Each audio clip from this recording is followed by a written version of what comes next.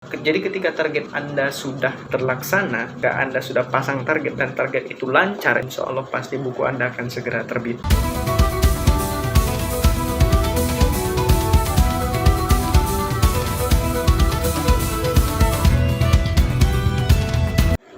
Assalamualaikum warahmatullahi wabarakatuh. Kali ini saya akan menjelaskan bagaimana cara langkah-langkah bagi pemula, ya contohnya seperti saya juga. Untuk para pemula, bagaimana cara untuk menulis sebuah buku.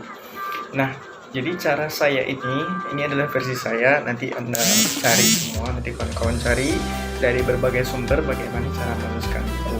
Nah, untuk saya sendiri nih, yang pertama, yang paling penting adalah niat. Kalau tidak ada niat sama sekali, itu nggak bakalan terjadi, itu nggak bakalan terbit, itu nggak bakalan Anda bisa launching, dan Anda tidak akan bisa menikmati rasa bahagianya bagaimana bisa menerbitkan sebuah buku. Nah, jadi begini, ketika niat itu sudah terpasang pada diri Anda tidak akan lepas, Anda tidak akan terpengaruh dari hal-hal yang lain, karena Anda akan fokus pada niat Anda sendiri. Nah, itu jadinya.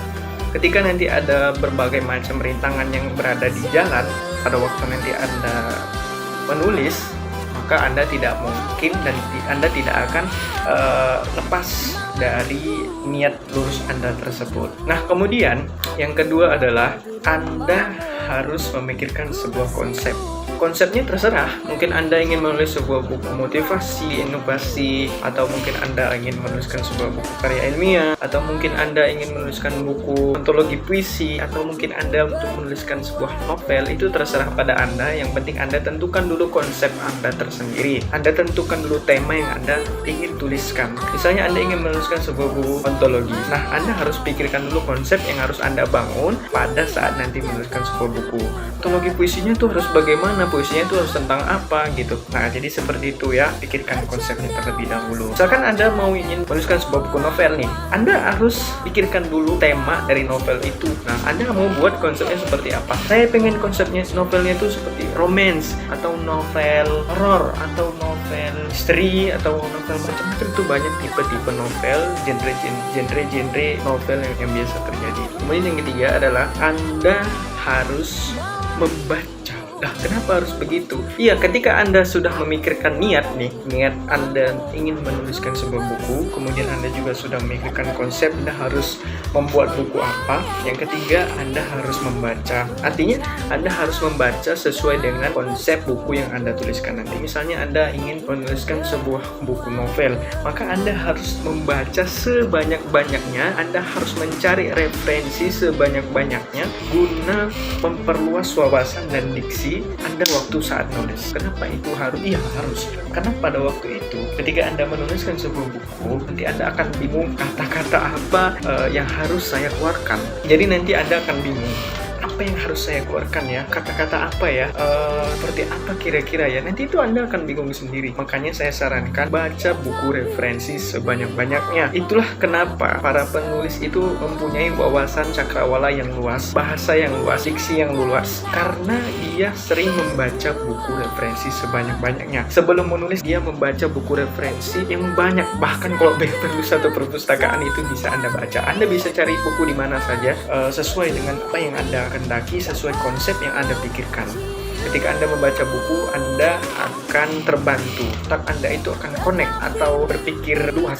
Jadi Anda nggak stuck. Begitu menuliskan puisi, daya nalar pikir Anda itu nggak stuck. Jadi Anda tidak bingung pada waktu itu. Nah, kemudian yang keempat, hal yang perlu Anda perhatikan setelah itu adalah Anda harus canangkan target. Nah, dalam menulis naskah buku Anda harus menentukan target. Kenapa ini harus? Iya, tentu harus. Karena waktu Anda menuliskan itu, ketika Anda bingung, ketika Anda mut-mutan, itu saya jamin buku Anda nggak bakal siap. Iya, siap, tapi Anda nggak akan sesuai target itu loh. Jadi Anda mungkin Anda ingin menuliskan buku di tahun 2021 nih misalnya, saya harus menuliskan sebuah buku di tahun 2021, atau saya harus bisa menciptakan, saya harus menerbitkan sebuah buku nanti di tahun baru 2021. Nah, Anda harus pasang target itu berapa halaman satu hari yang Anda tuliskan.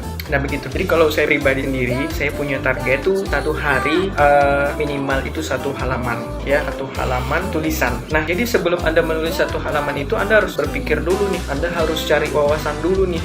Di waktu-waktu luang sempit juga Anda harus meluangkan waktu sebaik mungkin, ya. Anda harus meluangkan waktu sebaik mungkin.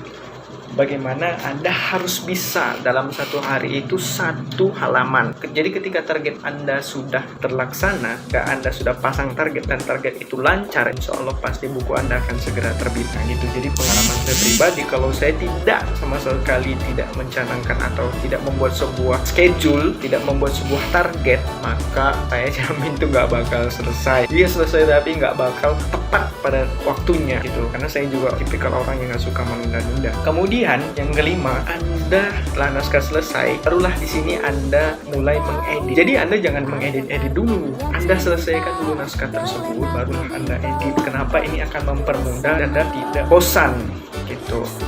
Nah, kalau Anda mau ngeditnya duluan, ya terserah. Tapi kalau saya pribadi, saya editnya itu setelah naskah selesai. Kenapa? Karena ketika naskahnya sudah selesai baru saya edit, di situ saya tidak akan memikirkan naskah-naskah lah. Saya nggak memikirkan besok temanya apa ya, besok subjudulnya apa ya, saya nggak memikirkan itu. Jadi saya tinggal edit, saya tinggal syuting ulang bagaimana penulisannya sesuai AB, ya kan, atau tulisannya itu harus yang bahasanya mudah dipahami. Jadi pengeditan, intinya pengeditan itu saya sarankan nih, saya pribadi saya sarankan kepada kawan-kawan semuanya, masa pengeditan itu harus setelah naskah selesai supaya Anda lancar untuk menuliskan bukunya dan cepat siap juga. Nah kemudian yang keenam, setelah naskah selesai dan pengeditan selesai, barulah di sini Anda mencari penerbit mana yang Anda percayakan. Nah kenapa harus ke penerbit? Ya kalau penerbit itu nanti di situ kawan-kawan semua akan dapat terkontrol, Anda akan bisa menghandle bagaimana buku itu harus tetap jalan, bagaimana Anda menghandle buku Anda itu